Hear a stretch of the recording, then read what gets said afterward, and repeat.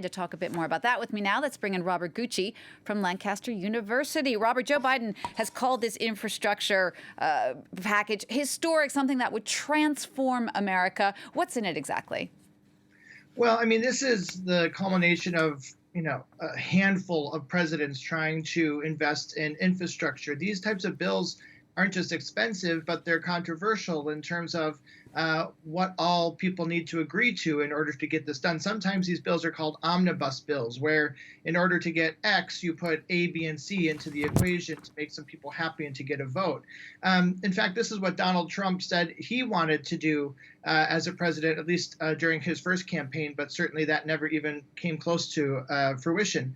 This bill, if it goes through and is used appropriately, is supposed to reinforce bridges, help with the energy grid, and yes, try to combat climate change. There are some concerns, though, about how well that's actually going to go across.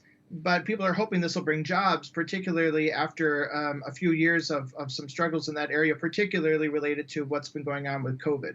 Now, the infrastructure package did get backing from a third of Republican senators, and you really can't underestimate the divisive political climate at the moment in the U.S. So why do you think this package did get so much Republican support, relatively speaking?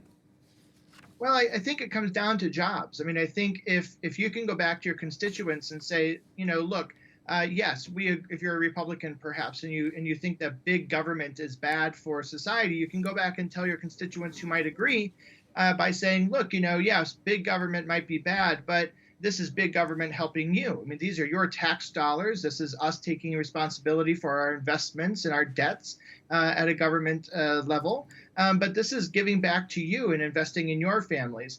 So I think you can get a lot through not just the political backdooring of how these policies or how these bills are put together and may come to approvals, but it's how you speak that back to the voters so they don't think that you're just a part of big government. It's kind of that pork that they say that politicians bring back to their voters. Now, this measure, of course, faces a make or break vote in the House. And the irony here is that it could be the Democratic Party itself that brings it down because there are quite a few divisions there and they really need every vote. Tell us a bit more about what kind of trouble that might cause.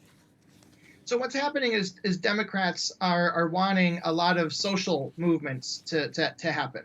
I think the Donald Trump era has really stalled a lot of what Democrats have wanted to do in terms of social welfare programs, climate change, cutting emissions, and making a lot of radical changes that could, in their view, help save the planet. So they're really holding back in some of their support, but getting this other, multi-trillion-dollar budget plan through is part of that process for them. So what they're wanting is something a little bit more radical than maybe even Joe Biden wants to go. And so they're holding back some of those votes. That's that backdoor politicking that needs to happen. To the average voter, though, if this fails, no matter for what reason, it's going to look bad for Joe Biden.